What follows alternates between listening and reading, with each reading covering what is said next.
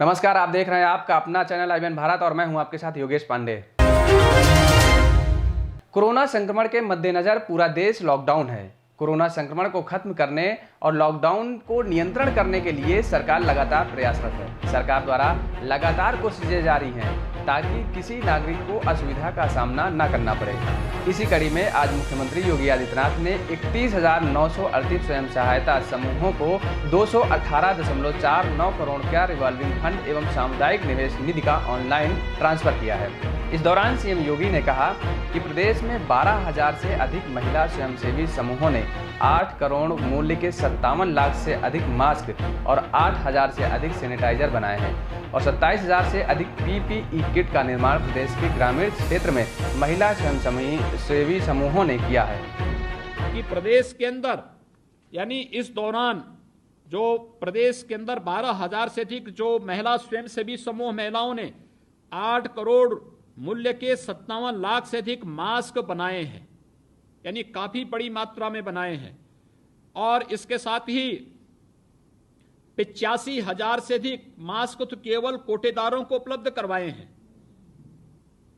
8,000 से अधिक सैनिटाइजर महिला स्वयंसेवी समूह ने बनाया है और 139 मीट्रिक टन से अधिक अनाज इकट्ठा करके 16,000 से अधिक परिवारों को निःशुल्क वितरित महिला स्वयंसेवी समूह ने उत्तर प्रदेश में किया है और 27,000 से अधिक PPE किट का निर्माण भी हमारे प्रदेश के अंदर ग्रामीण क्षेत्र में महिला स्वयंसेवी समूह ने किया है।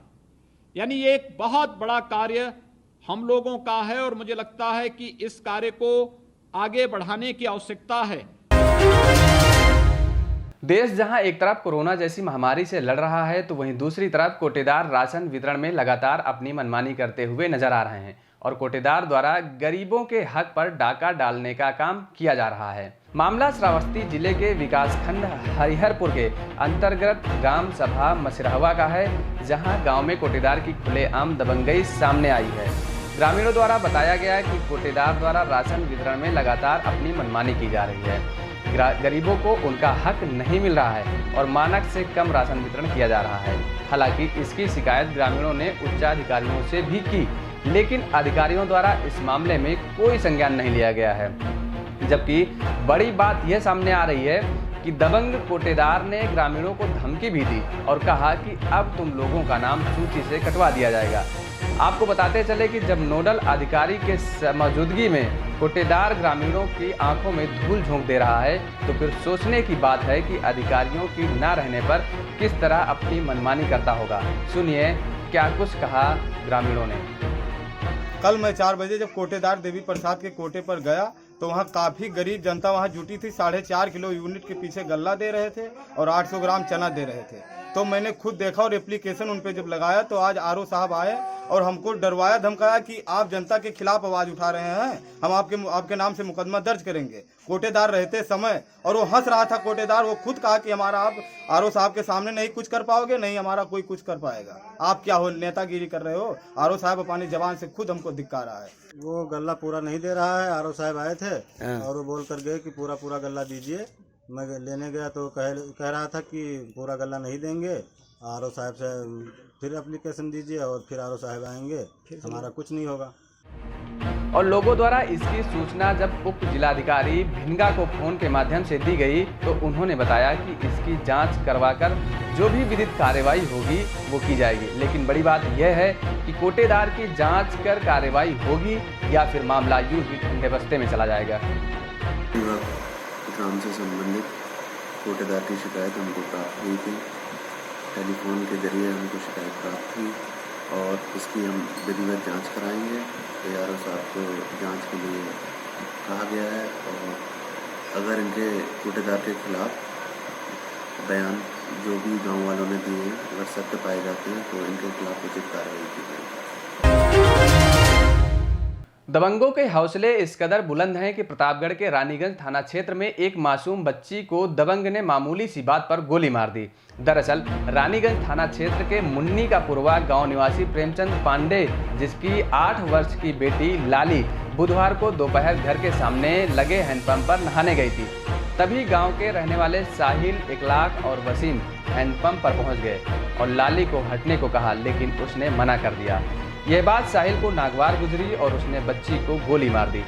परिवार वाले गोली की आवाज़ सुनकर बाहर की ओर भागे तो देखा कि उनकी लाडली बच्ची खून से लथपथ नल के पास गिरी पड़ी थी।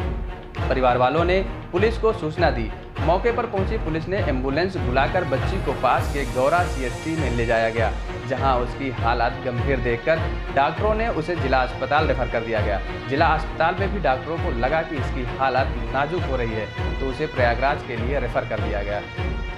कुछ ना हुआ भैया, का कहा थे ना ये सबको मोबाइल देखत रही है और हम कल गए, हम सोई गए हैं तो ये सबको मोबाइल देखत रहे, हम गए सोई गए भैया रच के। और हमका लागत वहाँ कहते से सब पानी पिए आए रहे, यहाँ कहते से नहाए जात रही हैं, गोली मार दें। कौन मारा? साहिल। अच्छा, किस लिए मारा? कुछ ना भैया, हमारे तो कौनो है ना रहन केहू से, न झगड़ा न लड़ाई न कौनो कुछ न कुछ, सब उठना बैठना न जाना। हाँ, हमारे कौनो उड़ाने के बाद तो बगैर किसी बात में गोली मार दी है? हाँ, बस ऐसे मार देंगे। 8 वर्ष की बच्ची लाली पांडे रानीगंज CHC से भेजी गई थी।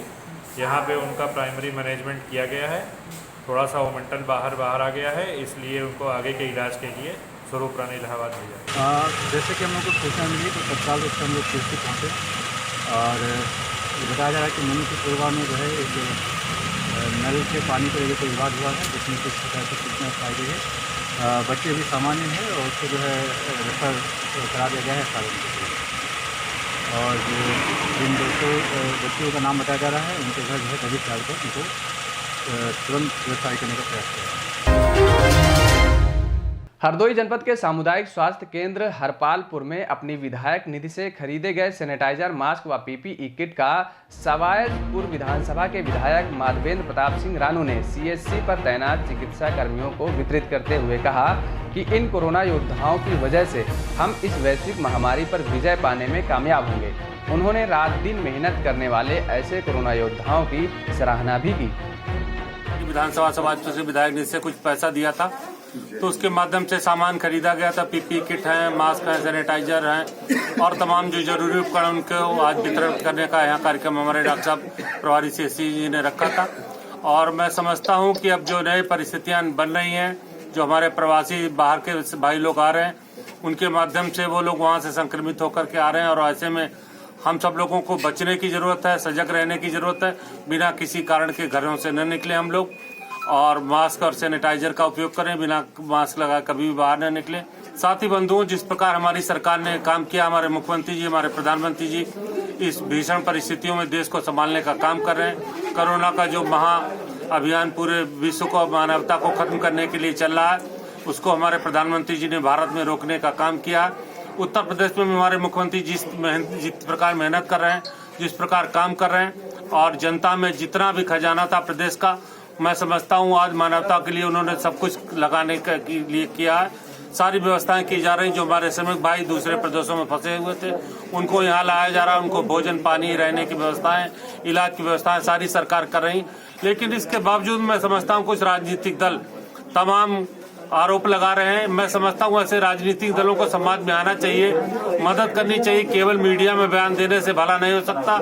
मीडिया में बयान देने से भी इस देश का भला होता तो जाने कब का भला हो सकता है। यहाँ काम करने की जरूरत है। जो हमारे गरीब लोग हैं, अरे कम से कम इन्हें एक जगह भोजन ही दिलाना चाहिए था। ऐसे जो लोग आरोप लगाते हैं राजनीतिक दल, मैं उनसे कहना चाहता हूँ इतने श्रमिक लाए। आप लोग श्रमिक लाने की बात कर रहे थे, पहले जब श्रमिक आ नहीं रहे थे, सरकार ला नहीं रही, तब आप आरोप लगा रहे थे सरकार उन्हें बुला नहीं रहे। जब बुलाया गया तो आप आरोप अलग लगा रहे हो। जबकि इतनी ट्रेनें चलाई जा रही हैं, इतनी बसें लगाई गई हैं, 12,000 उत्तर प्रदेश सरकार के परिवहन निगम की बसें, वो सारी बसें श्रमिकों के लिए लगाई गई हुई। सारा प्रशासन लगा हुआ, सारे अधिकारी, सारे मंत्री, पार्टी के हमारे कार्यकर्ता हर जगह पे राशन वितरण कर रहे हैं, खाना बांट रहे हैं। जो गरीब पैदल श्रमिक निकलने में अभी सभाचुर में उनको चप्पल बांटने का कार्यक्रम करता हूँ। इस प्रकार हर लोग बराबर सेवा में लगे हुए हैं। पार्टी की तरफ से निर्देश है, हमारे राष्ट्रीय अध्यक्ष जी, हमारे प्रदेश अध्यक्ष जी का निर्देश है। लेकिन ऐसे में मैं चाहूंगा कि राजनीति करने से बाज जाए लोग, राजनीति करने से बचे और देश सेवा में अपना सब कुछ न्यौछावर करें।